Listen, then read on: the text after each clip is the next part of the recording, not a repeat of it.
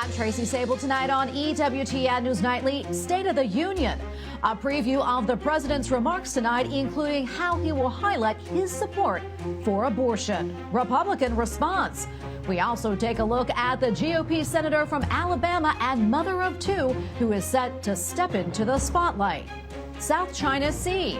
Tensions are rising between Beijing and the Philippines over a disputed military outpost. And Doctor of the Church, commemorating the 750th anniversary of the death of St. Thomas Aquinas. These stories and more tonight. From EWTN, the Global Catholic Network, this is EWTN News Nightly. Thank you for being with us on the Feast of Saints Perpetua and Felicity. Our top story tonight, President Joe Biden will speak to America tonight as he delivers his final State of the Union address before the election. With a low approval rating, the speech is critical for Biden in order to convince voters to give him a second term. It is expected to cover a wide range of issues, from high prices here at home to foreign wars in Ukraine and the Middle East. And tonight, the White House says President Biden will announce a new plan to deliver aid to Palestinians in Gaza. He wants the U.S. military to build a port along the coast where large ships could dock and unload food, water, and medicine. The U.S. is also working with Israel to prepare a new land crossing directly into northern Gaza. The president will also be laying out his second-term agenda, highlighting a number of pressing domestic issues. White House correspondent Owen Jensen begins our team coverage tonight. Owen? Good evening to you, Tracy. That's right. There's also the crisis at the U.S. southern border, as well as concerns tonight over the president's age and mental acuity. Among the topics he's certain to address tonight, abortion. Ever since Roe v. Wade was struck down by the U.S. Supreme Court, it's been one of the administration's go-to talking points. Certainly tonight will be no different. But also tonight, SBA Pro-Life America has its own message. Ahead of President Joe Biden's State of the Union address promoting his vision for a second term, the Biden administration lays out everything it's done and continues to do in the fight for reproductive freedom. On that list, protecting a woman's ability to access abortion care, including by defending access to FDA-approved, safe, and effective medication abortion. The president's going to talk about reproductive rights and fighting for that. And what we're seeing across the country, more than 300 bills that were introduced recently on finding ways to prevent women from making these really important decisions on their bodies. Biden and Democrats, they demand abortions for any reason, even when babies can feel pain, all paid for by you, the taxpayer. Also ahead of the speech, SBA Pro-Life America announcing that it's paid big bucks, 6 figures, for 30 and 60-second TV and digital spots in multiple markets, blasting Biden's stance on abortion. Biden and Democrats, they're extreme compared with the rest of the world. Their all-trimester abortion position aligns with China, North Korea. So who cares more? A struggling president and a failing party? Or the pro-life community? The folks that help mothers every day?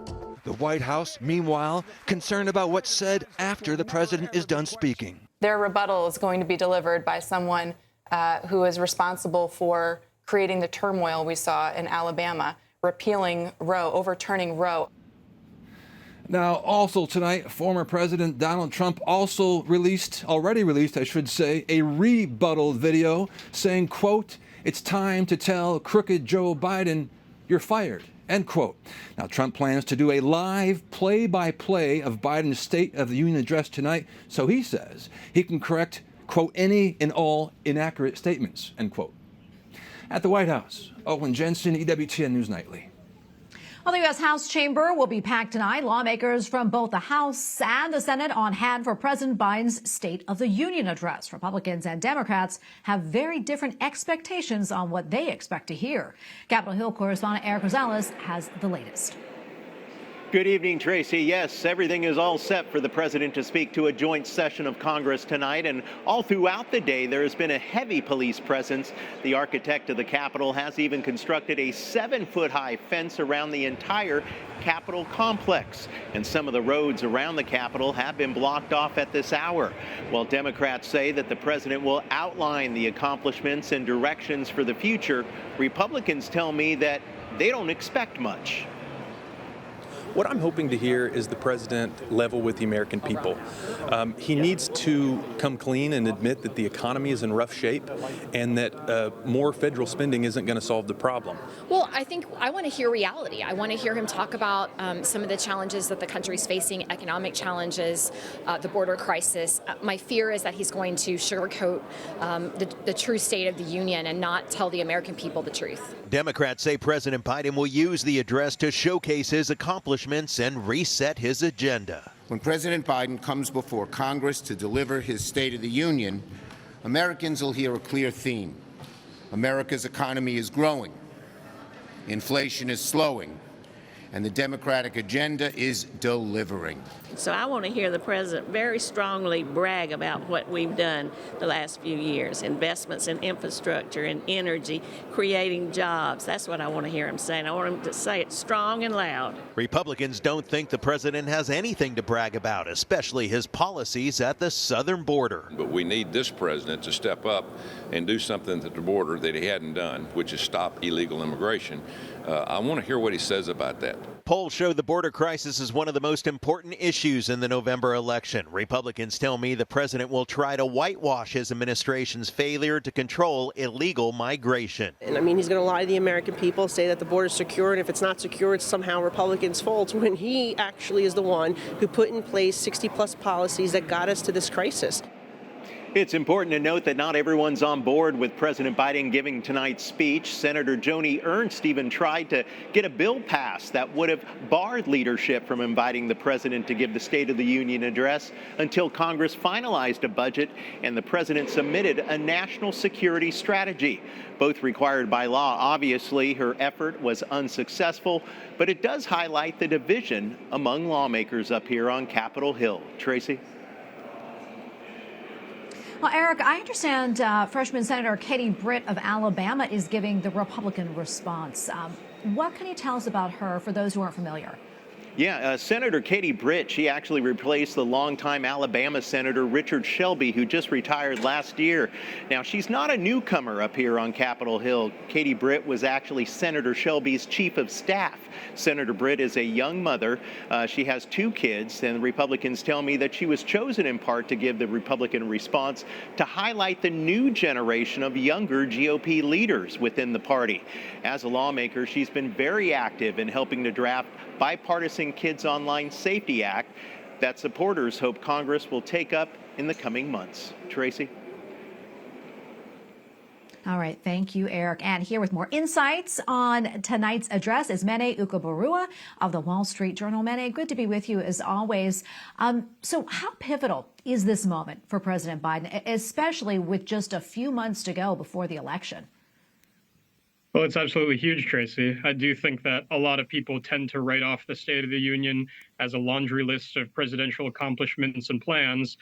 But this time it's coming right after both President Biden and President Trump seem to have put out any doubt that they will be the nominees for this year. And it also comes at a time when poll after poll is showing Biden trailing Trump by quite a significant margin, especially in a lot of key swing states like Michigan, Wisconsin, and Pennsylvania. But nationwide, he's also trailing. And so his campaign really sees this as his big moment to reset the narrative, show Americans what he plans to do on some of the key issues like the economy, the border, and abortion. He wants to be the winning issues that can help him to make a distinction between himself and President Trump and potentially bounce back in the polls. Yeah, and let's talk about some of those issues right now. Let's start off with abortion. I mean, how much of his speech will focus on that? Probably a lot. I do think that of those 3 big issues that I just mentioned, border, economy, and abortion, Democrats really think that abortion is the big winner for them. We've seen in a lot of different states candidates running on pro-choice platforms, even in somewhat purple states like Kentucky, et cetera, were able to win. We've seen referenda about restrictions on abortion get turned down by voters in different states. And this is something that's driven a lot of turnout for Democrats. And so Biden wants to re-enter that into the agenda. He's going to have as one of his guests a woman named Kate Cox, who lives in Texas and traveled to New Mexico to get an abortion because Texas makes it very difficult to do. And so they're really going to be celebrating this and particularly trying to appeal to suburban women, showing that the Biden administration is going to expand access to abortion. And they think that that is something that's going to be a big political winner for them. Yeah, also another big issue, as you mentioned before, was the economy, is the economy, I should say. And the Biden administration has touted its economic success, this despite inflation, with higher prices for gasoline, groceries, and just about everything else. That said, how exactly do you think the president will convince Americans that we're on the right track? Well, it's going to be very, very tough to do because he's gotten significantly low marks on his handling of the economy from Americans. There is data that he will definitely point to showing that there have been large job gains over the course of his presidency, which is true. Hiring has been robust.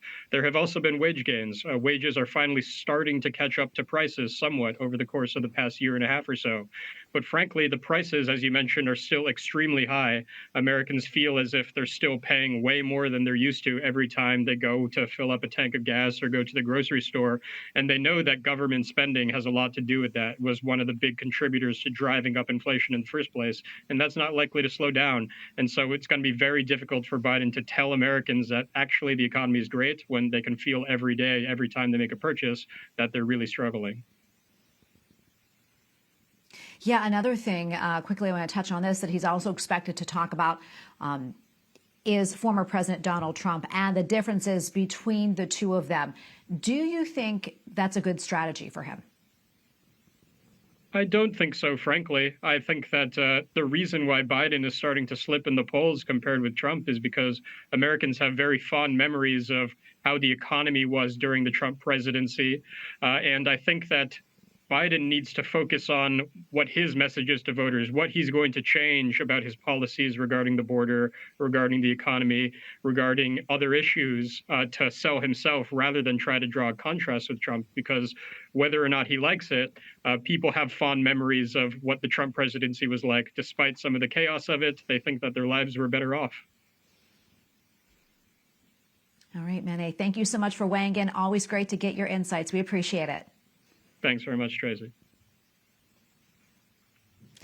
The Republican-led House passed the Laken-Riley Act this afternoon, a bill seeking stricter laws against migrants in the country illegally who face charges for theft. The move comes after a Venezuelan migrant was charged with the brutal murder of 22-year-old Laken-Riley, a nursing student in Georgia. If passed in the Senate, the legislation would require the Secretary of Homeland Security to mobilize and take into custody people living illegally in the U.S. who commit or admit to theft, burglary, or shoplifting. The law would also open up the federal government to lawsuits from states and residents if the government fails to enforce immigration laws. In an exclusive interview, the leader of the Ukrainian Greek Catholic Church tells EWTN his message to President Biden ahead of tonight's State of the Union. I would like to convey to the Mr. President the voice of the simple people of Ukraine, who are crying out to God and to the consciousness of the good people of the earth. Please don't give up Ukraine. Major Archbishop Shevchuk, who is based in Kyiv, also expressed gratitude to the U.S. for the years of support, but reiterated that continued aid is urgent. You can watch the complete sit-down interview next Friday, March 15th on EWTN News in Depth at 8 p.m. Eastern. Switching now to Sweden, the newest member of NATO. It comes 2 years after Russia invaded Ukraine, forcing the Nordic country to rethink its national security. Sweden's membership had been delayed due to objections from Turkey and Hungary. Now abandoning a long-standing Cold War neutrality, NATO gains its 32nd member. The Prime Minister will now be a guest of honor at President Biden's State of the Union address tonight. 2 clinics in Alabama are now ready to resume in vitro fertilization procedures after the governor signed legislation that protects physicians providing the treatment. The law quickly passed through the legislature. This follows a state Supreme Court ruling that frozen embryos are unborn children. Republicans backed the immunity measure. However, no bills were advanced that would address the legal status of embryos in IVF labs. The Catholic Church opposes IVF. An abortion survey bill that just passed in the Kansas House is now headed to the state Senate. It would require doctors to ask women why they want abortions and then report the answers to the state. Questions include economic situation and whether career or education would be affected by the pregnancy. At least 7 states require similar reporting. And we have a lot more still to come here on EWTN News Nightly, including tractor traffic, the ongoing European farmer protests reach the Czech Republic, and how do you define family? It is a question the Irish government is asking. The answer may change the country's constitution.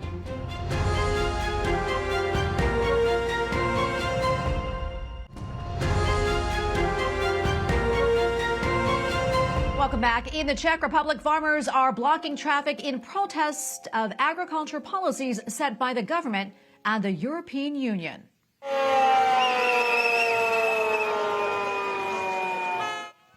Traffic came to a halt during the morning rush hour. Many farmers held up signs reading, "We want equal conditions," in response to a number of issues, including overbearing environmental rules and high taxes on farmland.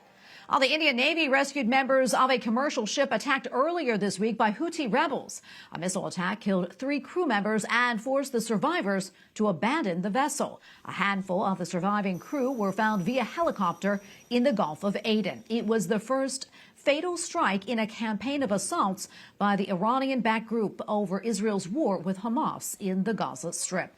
Tensions are rising between the Philippines and China over a disputed part of the South China Sea. The Philippine Navy says that it wants to keep one of its military outposts in the South China Sea. Beijing is demanding that it be removed. Earlier this week, Chinese ships blocked supplies from being delivered to the outpost and later fired a water cannon onto the Philippines boat, injuring 4 crew members. Tomorrow in Ireland, on International Women's Day, people will go to the polls to vote on 2 big referendums. The first, the family referendum. The government proposes to expand the definition of the word in the Constitution to recognize what it calls, quote, durable relationships. This means couples cohabitating and their children. The second, the care referendum. The Constitution has a specific section dedicated to women and their life within the home.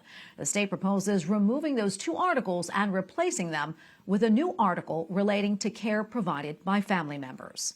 For more, let's bring in Irish Conservative campaigner and barrister Maria Steen, who has campaigned on the issues of same-sex marriage and abortion in Ireland. Good to be with you today, Maria. Thank you for your time. First, let's start with this proposed new definition of family. It seems sort of vague. What does it mean, and what or who is behind this? Well, the Irish people are being asked to vote tomorrow, 8th of March, on 2 different issues. The first, as you say, is in relation to the family. So as things stand at the moment, it's to make a change to the Irish Constitution. And as things stand, the Irish Constitution recognises that the family is founded on marriage. It gives a special place of honour to marriage in the Constitution. The government is proposing to change that, to change it to a definition that the family is based either on marriage or on other durable relationships.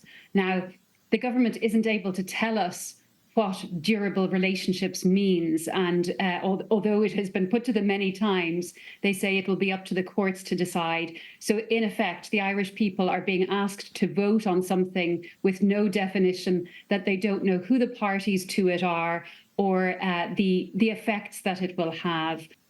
I want to talk now about the care referendum. Right now, Irish women, I understand, can work if they choose. The Constitution says they shouldn't have to work because of economic hardship.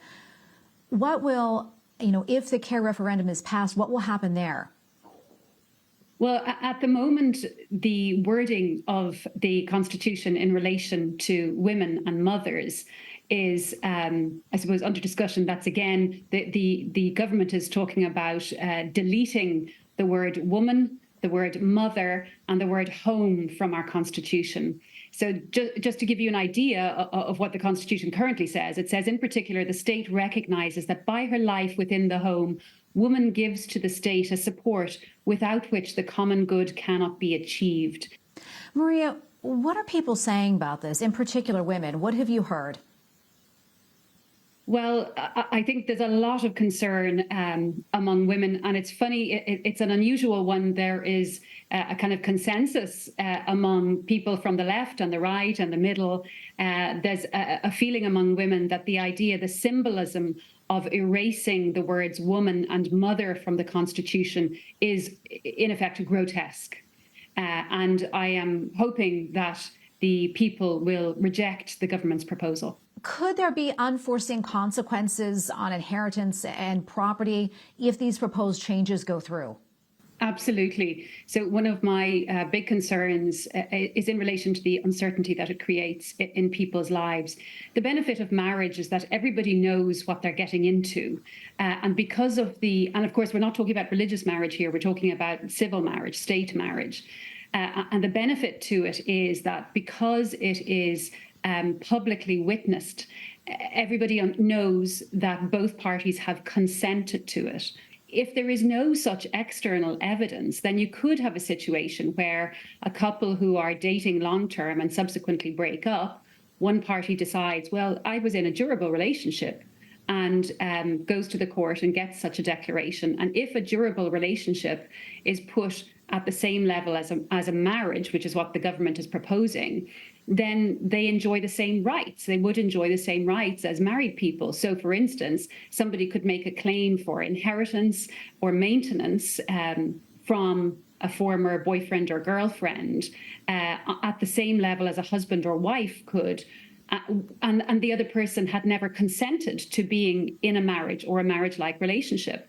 Well, we will be keeping our eye on what happens there in Ireland tomorrow. Maria, thank you so much for your time. We appreciate it. God bless you. Thank you, Tracy.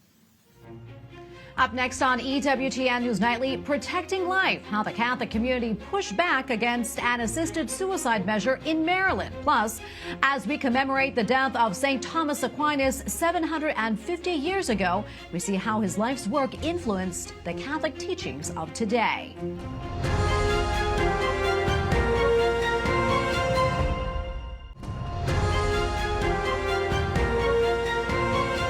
Maryland lawmakers have halted a proposal to legalize physician-assisted suicide. The bill failed after mobilization of a large number of Catholics who contacted their lawmakers to express their opposition. The church opposes assisted suicide and supports palliative care. Well, finally tonight, he was one of the most famous philosophers and theologians of his time and one of the most influential figures in church history. Thomas Aquinas, Saint Dominican and Doctor of the Church, died 750 years ago today, but his teachings resonate well into the 21st century. EWTN Vatican Bureau has more on the church commemoration of his death. St. Thomas is, first and foremost, a man in search of God. As a child, we know that his first words were, "Quid est Deus?" meaning, "What is God?" From a very early age, St. Thomas of Aquinas was destined to be an influential thinker within the Catholic Church. And so he is a man who sought God with his life, the commitments of religious life, and who sought him intellectually. So he is a theologian. A theologian is a man who tries to accommodate God in his life, and especially in his intelligence, in order to be able to spread this knowledge of God to others. Diffondere questa conoscenza di Dio verso gli altri. St. Thomas did just that by connecting Catholic theology and classical philosophy in one of the most influential documents in Christian history, Summa Theologiae. For this reason, last year the Church launched a series of celebrations to commemorate the saint. 2023 marked the 700th anniversary of his canonization. Today honours the 750th anniversary of his death, and 2025 will celebrate the 800th anniversary of St. Thomas's birth. I would say that an anniversary is a way of reminding ourselves of the figure of St. Thomas and to repropose this exemplary figure, not only for Christian intellectuals, but for everyone. Let us not forget that St. Thomas is a saint, a model of Christian life, one who lived his faith to the fullest until the end. This model has not lost any relevance, and he remains very attractive. quindi questo modello non ha perso nessuna attualità. St. Thomas fit all of his enormous achievements into a short life. When he was on his way to France to participate in the Council of Lyon in 1274, the saint became ill and was forced to stop at the Abbey of Fossanova, 70 miles south of Rome. He died a couple days later on March 7th, 1274. Today in that same town, Cardinal Pietro Parolin, the Vatican Secretary of State, presided over a solemn celebration. It marked the conclusion of 2 days dedicated to honoring the renowned Dominican saint. After his death, St. Thomas, who was referred to as the Doctor Angelicus, even by his contemporaries, was declared a Doctor of the Church in the 16th century and patron saint of Catholic universities and study centres at the end of the 19th century. In Rome, Gianluca Gangemi, EWTN News Nightly. And we thank you for watching tonight. Remember, you can follow us on social media, Facebook, X, and Instagram at EWTN News Nightly. I'm Tracy Sabol. Good night and God bless.